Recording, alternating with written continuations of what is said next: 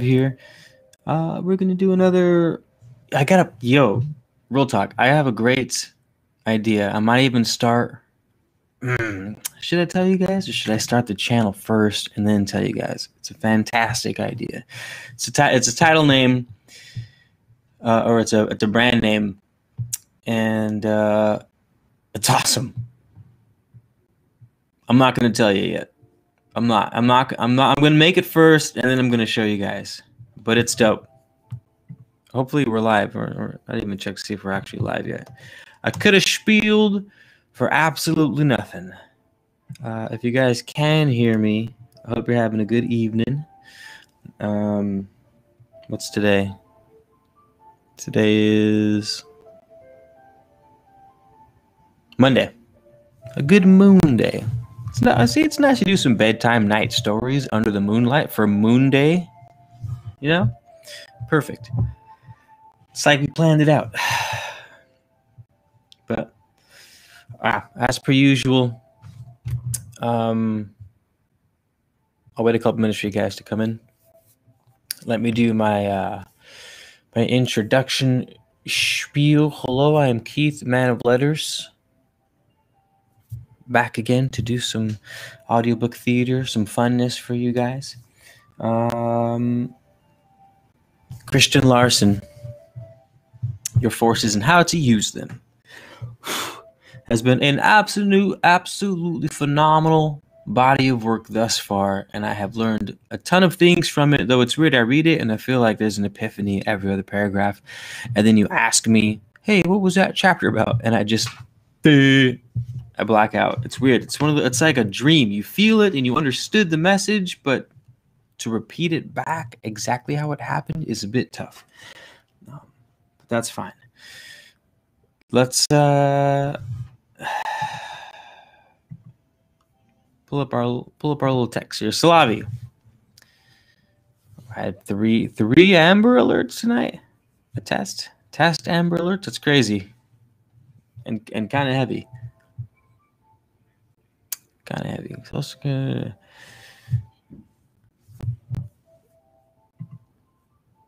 should we wait for some more people to roll in, or should we just rock it? I just keep it moving. Slavi, how you been? You holding it down in the Northwest?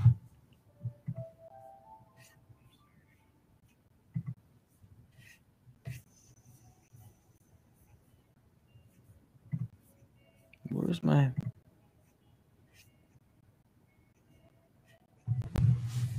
it's just you, Slavi. It's just you and I. It's like a personal reading. not a friggin' card reading, but a book reading. Isn't that just the sweetest? Oh, dope. We had a good rain a couple days ago, and it was amazing. It rained all day, like straight for a day. It was nice. It was like the earth just soaked it up. Yeah, yes, OG reps. More knowledge. It might be a cozy evening tonight, which I'm totally down for. So, we're on chapter 14. It's called How Character Determines Constructive Action. And let's see how long it is before we kick it out. 1, 2, 3, 4, 5, 6, 7, 8. Whoa. This chapter is super long. All right, let's hit it. Chapter 14, How Character Determines Constructive Action. Everyone slap the like button for me. That would be extremely helpful. It sends this video to more people who are following the channel. It breaks the algorithm. Without further ado, let me get a sip of my tea real quick.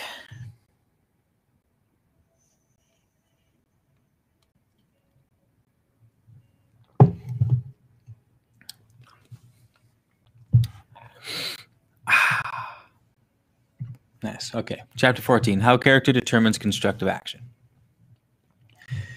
Remove the sting, remove the whine, remove the sigh. They are your enemies. They are never conducive to happiness. And we all live to gain happiness, to give happiness. From every word, remove the sting. Speak kindly and gently to everybody. This is the mark of a great soul. And it is your privilege to be a great soul. From the tone of your voice, remove the whine. Speak with joy, never complain. The more you complain, the smaller you become, and the fewer will be your friends and opportunities. Speak tenderly, speak sweetly, speak with love. From all the outpourings of your heart, remove the sigh. Be happy and contented always. Let your spirit sing, let your heart dance, let your soul declare the glory of existence. For truly life is beautiful. Every sigh is a burden, a self-inflicted burden. Every whine is a maker of trouble, a forerunner of failure. Every sting is a destroyer of happiness, a dispenser of bitterness. To live in the world of sighs is to be blind to everything that is rich and beautiful. The more we sigh, the less we live. For every sigh leads to weakness, defeat, and death. Remove the sting, remove the whine, remove the sigh. They are not your friends. There is better company waiting for you. What a lovely little introduction. What a lovely little introduction to the chapter. Remove the sting, remove the whine, and remove the sigh.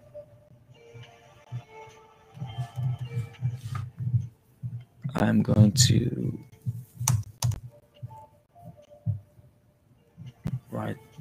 copy that down. Okay. What's up, Jay Wayne? Turn the light down a little bit. All the elements of life are good in themselves and should produce good results when in action. That is, when the action is properly directed, but when any action is misdirected, evil follows. And this is the only cause of the ills of human existence. Everything that is wrong in the world has been produced by the pervasion and misuse of the good. Therefore, to eliminate wrong, man must learn to make the proper use of those things that exist in his sphere of action.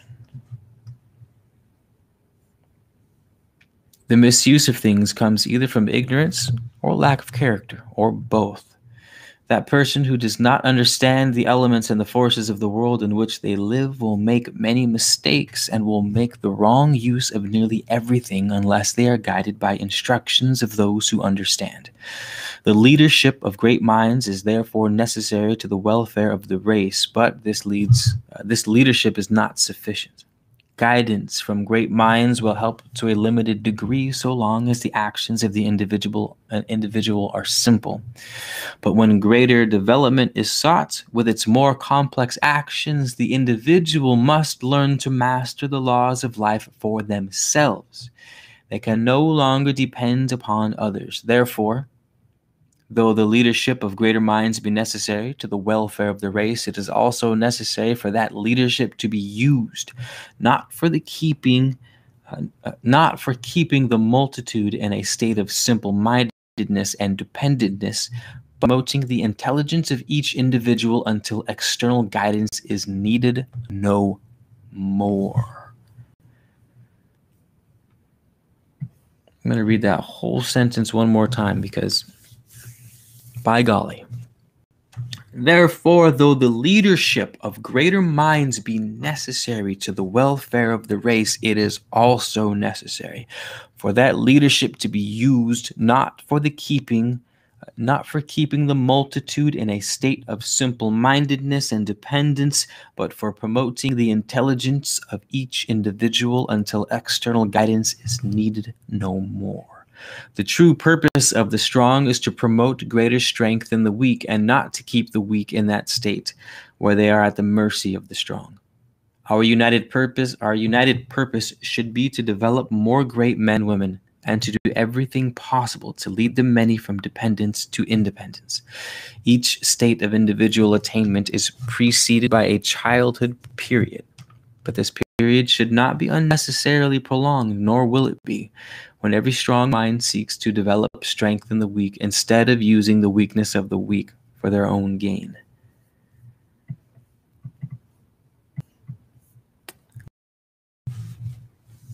Who understand the laws of life may inform the ignorant what to do and what not to do, and may thereby prevent most of the mistakes that the ignorant would otherwise make. But this guidance will not prevent all the mistakes, as experiences demonstrate, because it requires a certain amount of understanding to even properly apply the advice of another. Those who do not have the understanding will therefore misuse the elements of life at every turn, no matter how well they are guided by wiser persons. While those who do have this understanding will invariably begin to do things without consulting their so-called superiors. It is therefore evident that more understanding for everybody is the remedy, as far as this side of the subject is concerned. But there is also another side.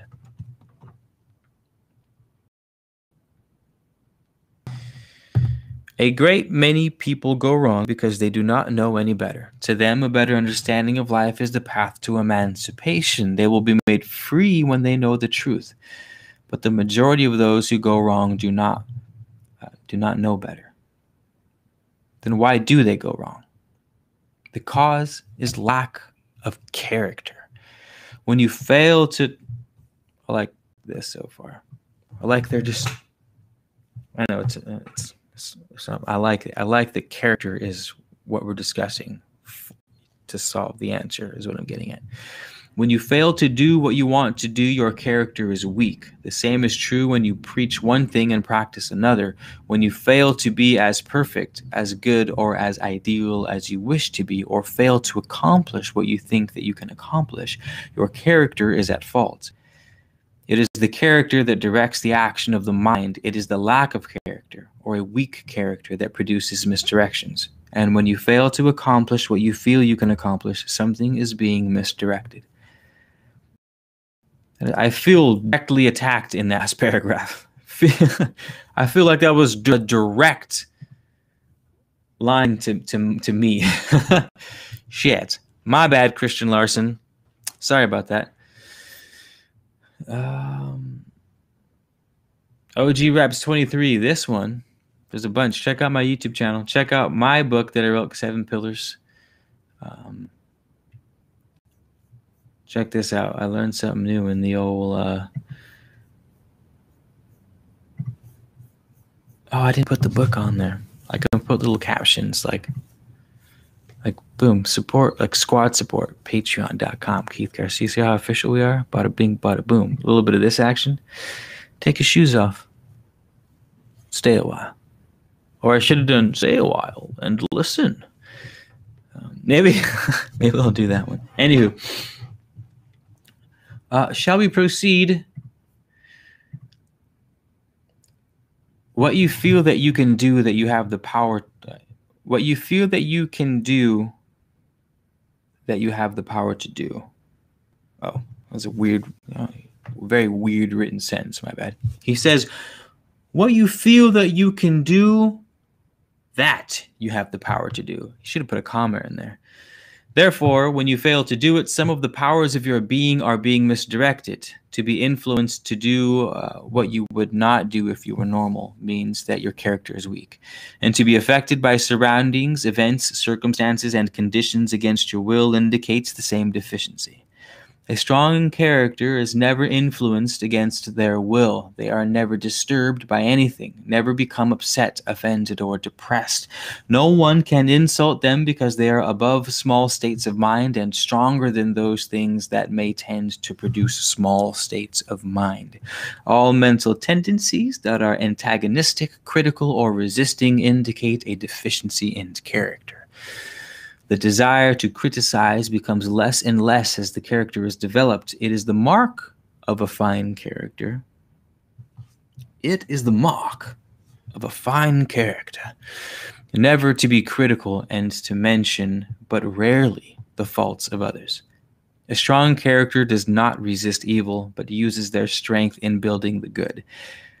They know that when the light is made strong, the darkness will disappear of itself.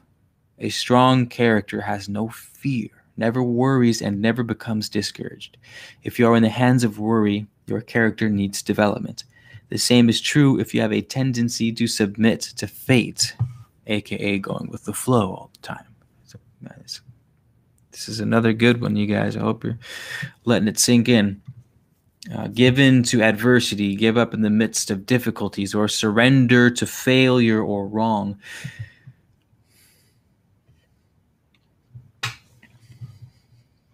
It may be stated that, without any exceptions or modifications whatever, that the more temper, the less character. Anger is always misdirection of energy, but it is the function of character to properly direct all energies. Therefore, there can be no anger when the character is thoroughly developed.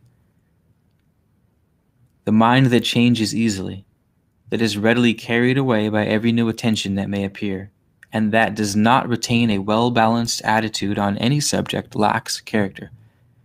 A strong character changes gradually, orderly, and only as each step is thoroughly analyzed and found to be a real step forward, The more individuality, the more character, and the more one is oneself, the stronger the character. Practice being yourself, your very best self, and your very largest self, and your character will be developed. The more one is conscious of flaws and defects, the weaker the character. And the reason is because nearly everything is being misdirected when the character is weak. The strong character is conscious only of the right because such a character is right, and is causing everything in its sphere of action to do right.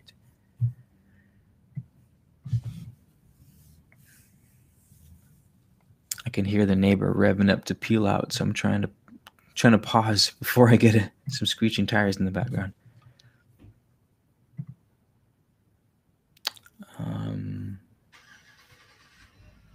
Thank you for the plugs, Richie. Appreciate it, buddy. You're welcome, Tori. Thanks for being here. Let's carry on. The average person is not important as far as this life is concerned. And as most theological systems have declared that it was repentance and not character that would ensure human welfare in the world to come, the development of character has naturally been neglected. But when we realize that it is character that determines whether our actions in daily life are to go right or wrong, and that every mistake is due to a lack of character, we shall feel that the subject requires attention. It is the power of character that directs everything that is done in the human system or by the human system. Character is the channel through which all expressions must pass. It is character that gives human life its tone, its color, and its quality. And it is character that determines whether our talents and faculties are to their best or not. The man or woman who has a well-developed character is not simply good.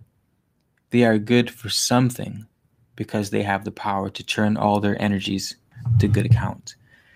A strong character not only turns all the elements and energies of life to good account, but has the power to hold the mind in the right attitude during the most trying moments of life, so that they will not make mistakes nor fall a victim to insidious temptation. A strong character will keep all the faculties and forces of life moving in the right direction, no matter what obstacles we may meet in the way. We shall turn neither to the right nor to the left, but will continue to move directly towards the goal we have in view, and will reach that goal without fail.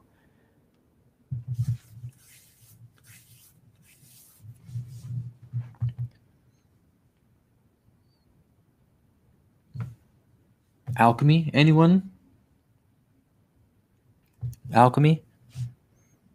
Transmutation? See, we read concepts like this a million different ways from a million different people. But to see how these spiritual concepts work out, like transmutation or manifestation or these sort of run-of-the-mill phrases in spirituality, But how they manifest on the planet, there's a bunch of different ways, but this is one of them. Like this is a practical guide to transmutation of the mind and the soul. Like build a strong character. Oh, you mean I have to be a good person? I can't just read books and I can't just like study things. Like I have to, as I go about my life and the actions that I take, I have to develop my character in a righteous sense. It says a strong character not only churns all the elements and energies of life to the good account, but has a power to hold the mind in the right attitude during the most trying moments of life.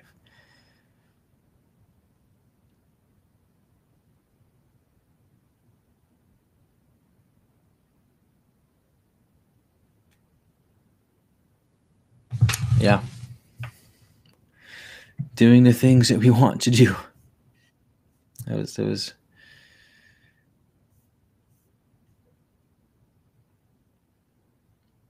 I had huge criticisms on the Yes Man when it came out. I kind of still do. I do love Jim Carrey, but like if I look at it under the lens of,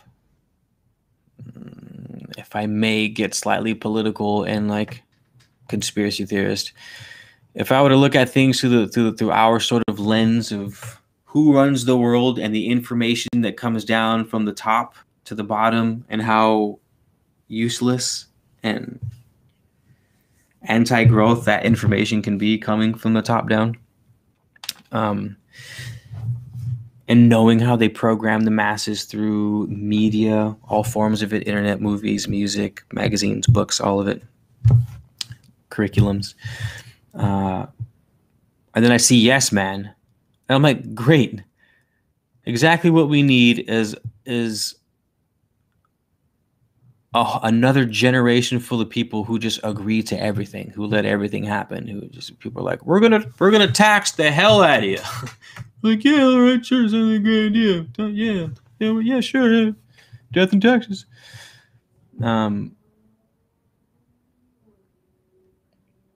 This might not go for everyone, but there's a solid chunk of human out there that says yes when they really mean no. When they want to say no, and they just say yes. People pleasers. They want to make everyone happy, or they think that by being agreeable, people will like them more, and therefore they will get further ahead in life, etc., etc., etc. The yes man. The yes man. But every time we do something against our will, against our desires that we know in our heart to be wrong, and we still say yes, we're killing out that portion of ourself. Just dies a little bit every time. It's like a fairy loses its wings every time you say you don't believe in them, and every time you say you don't believe in yourself by not doing the things that you want to do for whatever reason, you lose a set of wings and you're wingless. It's a bummer. It's a bummer. So that's what makes me so stoked about reading books like this that are sort of esoteric, philosophical, you know what I mean, sort of paradigm shifting books. The good ones is it shows you very unique. This isn't even a unique way. It's just you don't normally see those things hand in hand. Transmutation and things, alchemical books that are not talking about magical enchantments, but are like, hey, develop your character. You want to transmute your vibration, your life, and manifest fucking everything you want. Change your character. It's as simple as it's that. That's it. Like that's one of the things. You know what I mean? Not naked backflips under the third full moon of the year while tying cinnamon sticks around your balls or something like that. I don't know. Whatever it is, the rituals are dope. I do them, and I will continue to do them. I appreciate this a lot. Great. I think I lost my spot.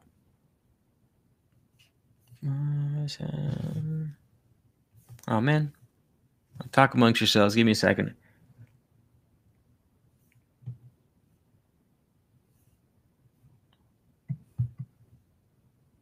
Okay, cool. Found my spot. How you guys doing out there? You guys enjoying yourselves? You got your water? You got your tea? You got your oregano? We burned some oregano before the live. We had some oregano smudge sticks.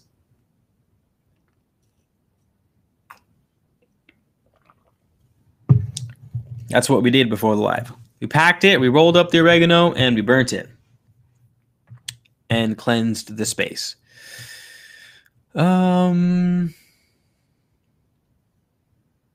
Martha, hello. Just pooping in. Nice. Am I supposed to for real take my shoes off? Yes, Martha. Come on. Take your shoes off. Stay a while. Stay a while.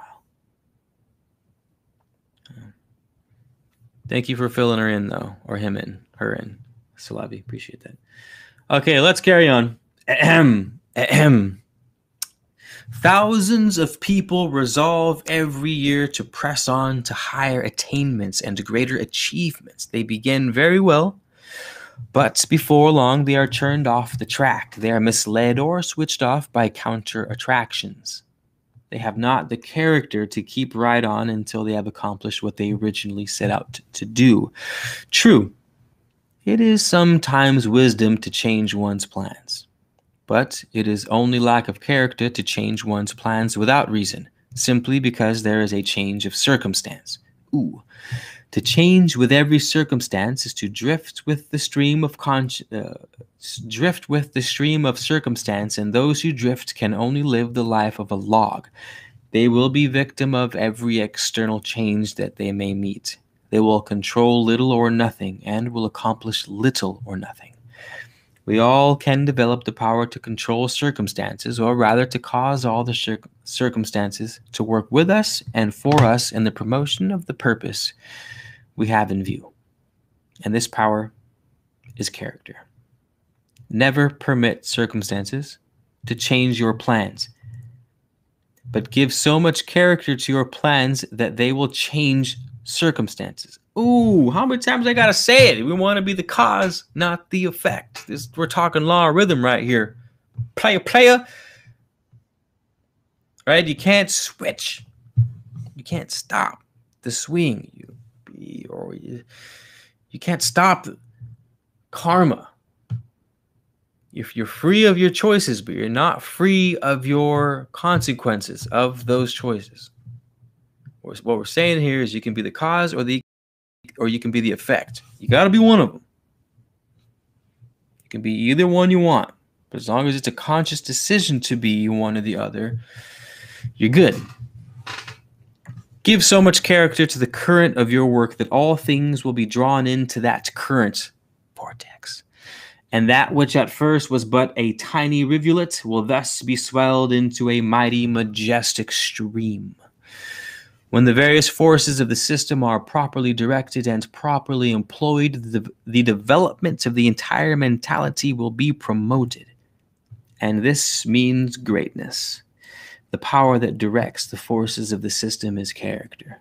And it is the character that causes the minds to use those forces in the best and most instructive manner. There must be character before there can be true greatness, because any deficiency in character causes energy to be wasted and misdirected. It is therefore evident that the almost universal neglect in the development of character is one of the chief reasons why great men and women are not as numerous as we should wish them to be. Fuck. I'm 100% channeling this dude right now, and he's pissed. He's like super pissed and super frustrated. Almost sad. He's only as sad as he'll allow us to realize. And he is so much sadder than that still. Because he's fucking true, and I feel it. This dude's popping out of the pages right now. He's slapping people around right now. He's straight up fucking slapping people around right now. Anywho, let us carry on. Many may argue, however, that great minds do not always have good characters. and also that some of the best characters fail to manifest exceptional ability. But we must remember that there is a vast difference between that phase of character that simply tries to follow the moral law and real character, the character that actually is justice, virtue, and truth.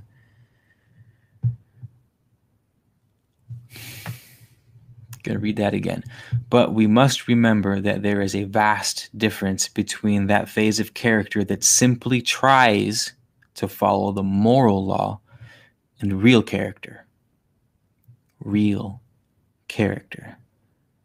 The character that actually is justice, virtue, and truth. Then we must also remember that character does not simply mean obedience to a certain group of laws, but the power to use properly all the laws of life. That person who uses mental laws properly but fails to comply with moral laws does not possess a complete character. And nevertheless, the character of this person is just as good as that of the person who follows moral laws while constantly violating mental laws. In the study of character, it is very important to note that the violation of mental laws is just as detrimental as the violation of moral laws, though we have been in the habit of condemning the latter and excusing the former. That person who uses properly the mental laws will to a degree promote the development of the mind, even though they may neglect the moral laws. And this accounts for the fact that a number of minds have attained a fair degree of greatness in spite of their moral weakness. I was just thinking about that. I was thinking, well, you have people like Hitler, who is not a very morally sound guy, but he was one of the greatest human beings of all time. Notoriously and infamously, of course, but great nonetheless. The person who uses properly the mental laws will to a degree, but it is a fact of extreme importance that those minds who attain greatness in spite of their moral weakness could become 2 or 3 times as great if they had also developed moral strength. Back to Hitler. That person who complies with the mental laws but who violates the moral laws wastes fully 1/2 of the energies of their mind and sometimes more. Their attainment and achievement will therefore be less than 1/2 of what they might be if they had moral character as well as a mental character. The same is true, however, of that person who complies with the moral laws, but who violates the mental laws. Fully 1/2 of their energy is wasted and misdirected. This explains why the so-called good characters are not any more brilliant than the rest. For though they may be morally good, they are not always mentally good. That is, they do not use their minds according to the laws of mind and therefore cannot give rise above the level of the ordinary. Of the ordinary. Drink some tea real quick.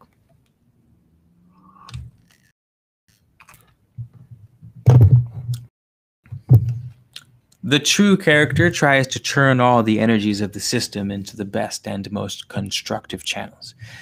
And it is the mark of a real character when all the various parts of the being of a man are working together harmoniously for the building of greatness in mind and soul. When the character is weak, there is more or less conflict among the mental actions. Certain actions have a tendency to work for one thing, while other actions are tending to produce the very opposite. The same is true of desires. A character that lacks development will desire one thing today and something else tomorrow. Plans will change constantly, and little or nothing will be accomplished. This is one of my biggest things right here. If I'm throwing myself under the microscope, I call it shiny object syndrome.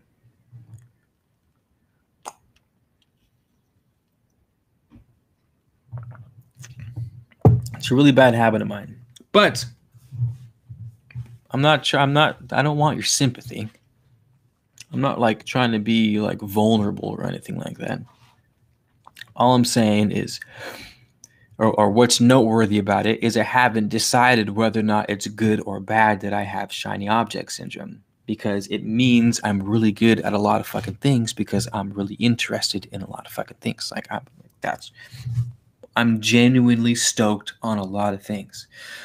So I tend to not finish projects because I start other ones up that I'm super excited about, and then I go back to the first one because I'm like, oh, that's right, that was super dope. So it's like, is it good, or am I just do I get bored easily, or commitment issues, or well, obviously it's a commitment issue if that's the dark side of bouncing around from things. That's what I'm saying. Or really, I guess the answer would be it's a combination of both.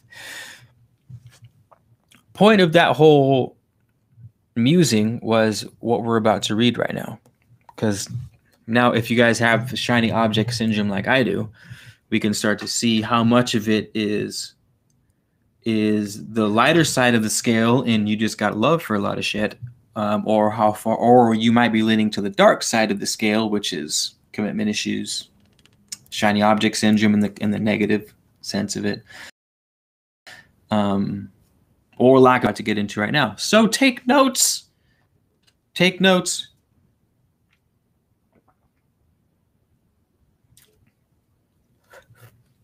Let me know if anything strikes true for you.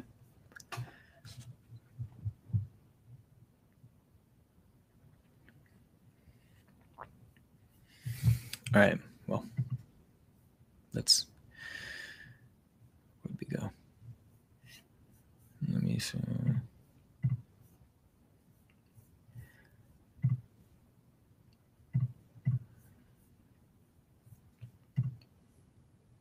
A character that lacks development will desire one thing today and something else tomorrow. Plans will change constantly, and little or nothing will be accomplished. In the strong character, however, all actions work in harmony and all actions are constructive. And this is natural because it is the one supreme function of character to make all actions in the human system constructive, to make every force in the human life a building force.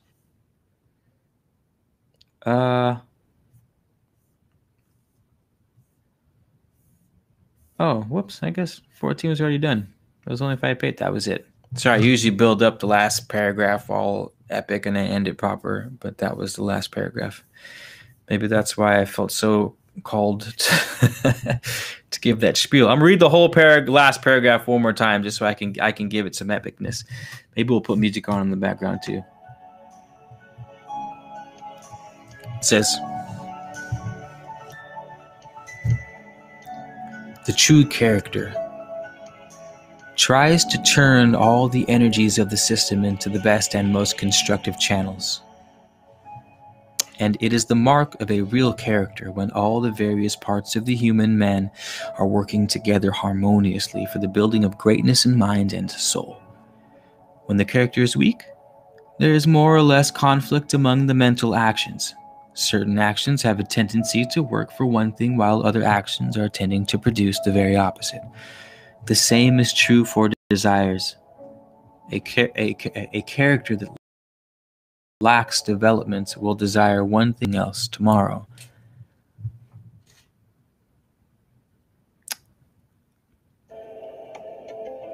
Plans will change constantly, and little or nothing will be accomplished. In the strong character, however, all actions work in harmony and all actions are constructive. This is the natural. Natural because it is the one supreme function of character to make all actions in the human system constructive, to make every force in the human life a building force.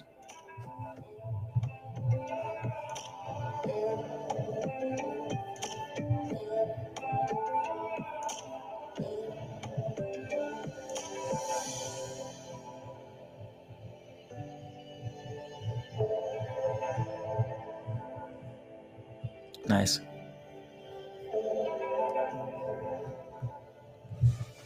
So I'm using this new streaming platform. The only thing that bums me out is I can't share the audio with you guys like I could going through Zoom.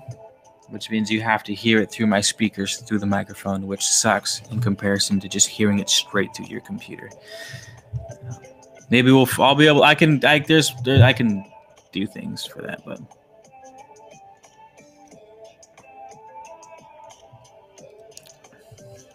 OS Restream would do that. Someone should write them a letter.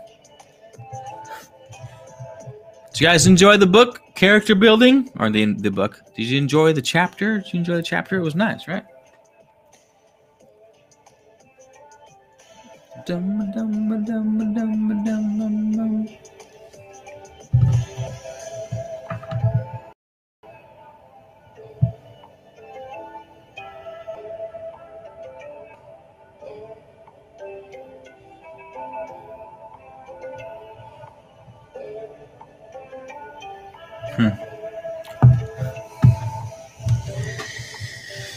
Clap, clap. I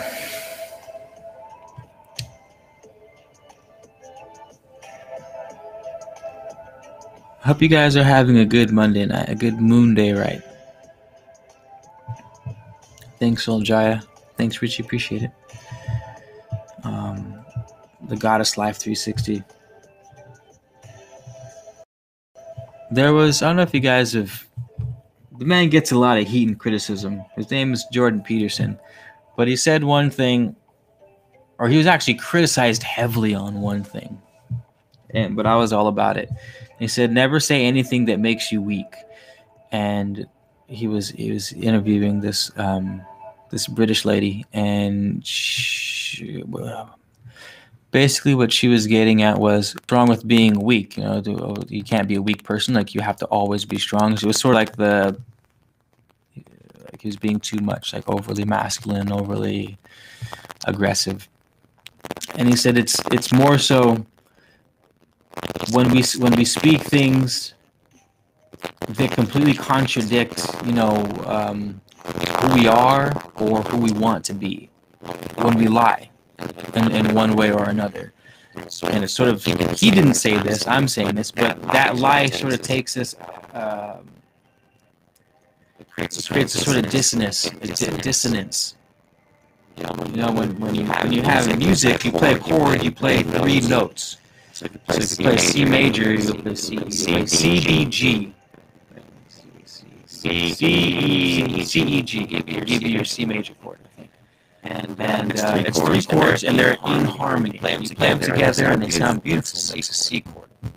But if you were to D sharp or something, you would create dissonance, and that would sound. I wish I had an instrument right now, so I can show you guys. But I do have a uke over there. Should I grab the uke? Anywho. This character building seems to be the same thing, but he was more hammering down on actions. Specifically, what stood out chapter was that you have to at least do your best and to not say yes and mean no. To not be held accountable to your will. To not sort of. Actually, I want to read that interesting paragraph. It's super nice. Oh, Martha, thank you so much. Pair character punching the air with fist and gum written on ankles. Oh, was that? I was like, what? This is what it told me it is.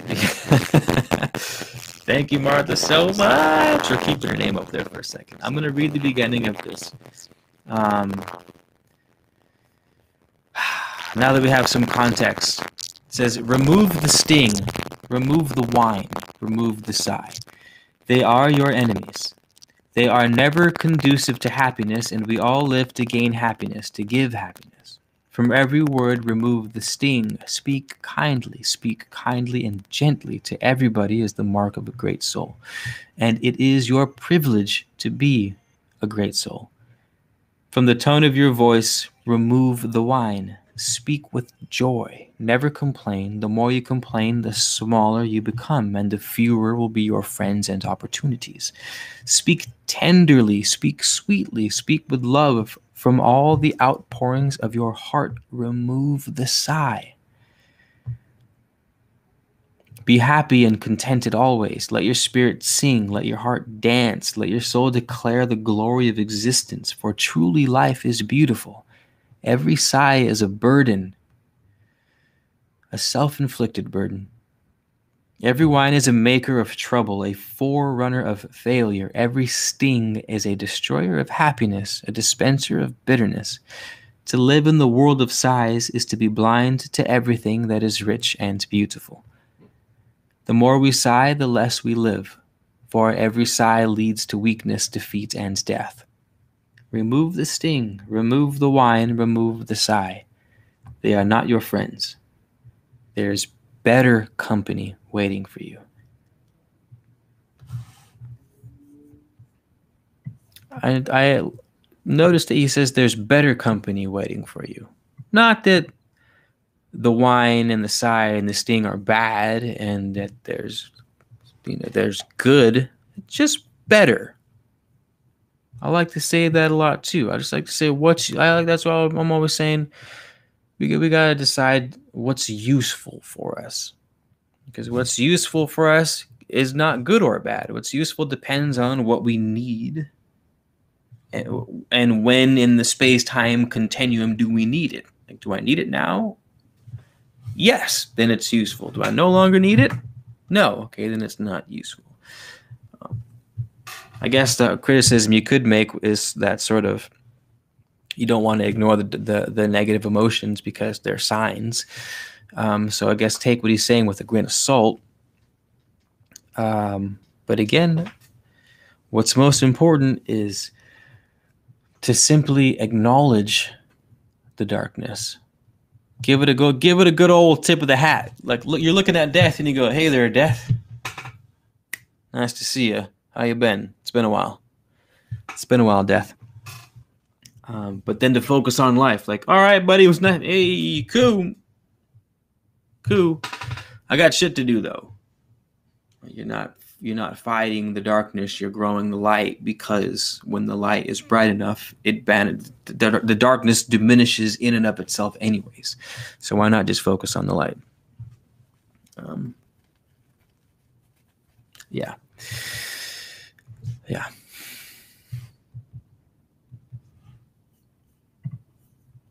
Yes. Continue, please. Richie texted me, which means something's happening.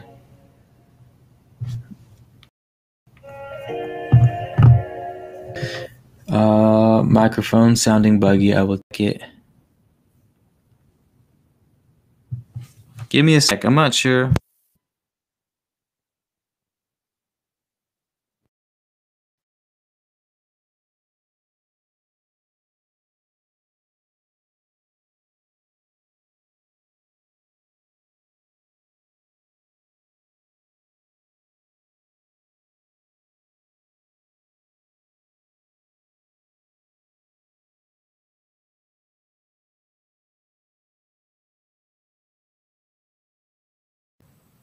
Can you guys see me or hear me?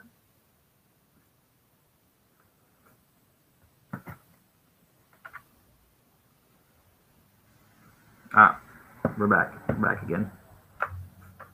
I guess we can take Martha's name off there. Is that getting kind of weird?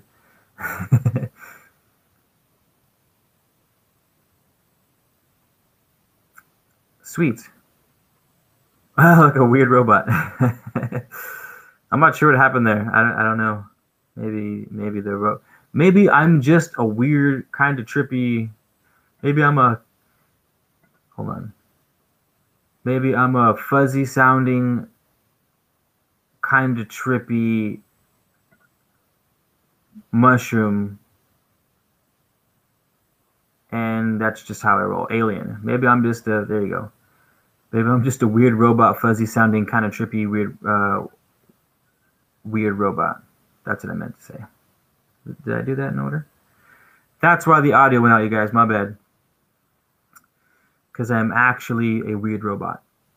And sometimes I lose energy because the ozone layer is going thin. That's why we have to get the gold particles And so I lose form kind of like the reptilians do, only I'm not a reptile, I'm a robot. So like my voice starts to sound like a weird robot. And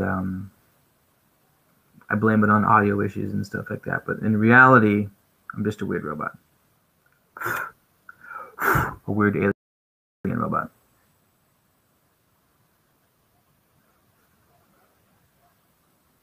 Is that an egg?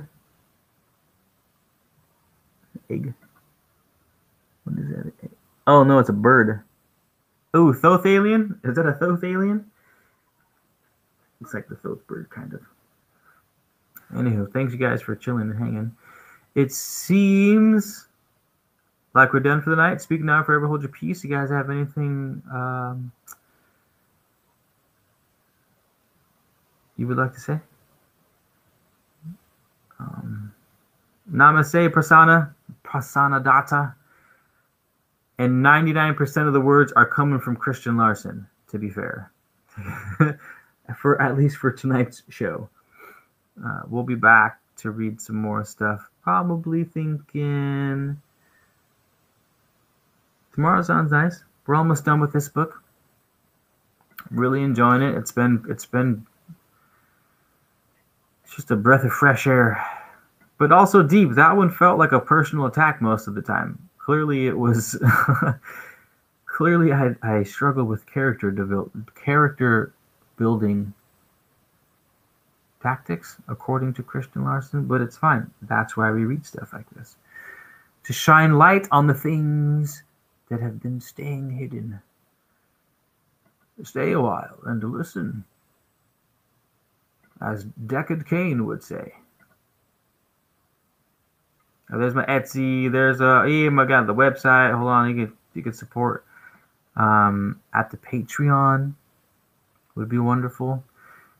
Oh yeah, Patreon members, Salavi, if you're still in here. The only thing is you're catching the lives anyways. But these lives will be ad-free for my Patreon members. And just shoot me a message, and I'll look you up too. If I miss you, shoot me a message, and I'll shoot you a link to another platform where you can listen to the audiobooks and the lives without advertisements. So keep that in mind when you guys do join the Patreon. Be like, yo, I'm trying to cop those lives without the 1,000 advertisements, and then I'll get you. There's also promotions and discounts off my Etsy shop, like upwards of 20% off for dope ass candles and oils and magical frankincense seeds and resins and things like that. We're killing it at the Etsy shop, so go check that out. Okay, is that it? Thank you guys. Thank you so much for being here. Thanks for hanging out. Appreciate the hell out of it. Y'all are the best. Thanks a lot of you, Richie. Thank you for the links. Dropping the links, Richie. Prasana Data. Demetrius. It's a dope ass name, Demetrius. Martha. Thank you for the donation too. Appreciate that. Okay. All right, I believe that's it. Good night, you guys. Good night. See you soon.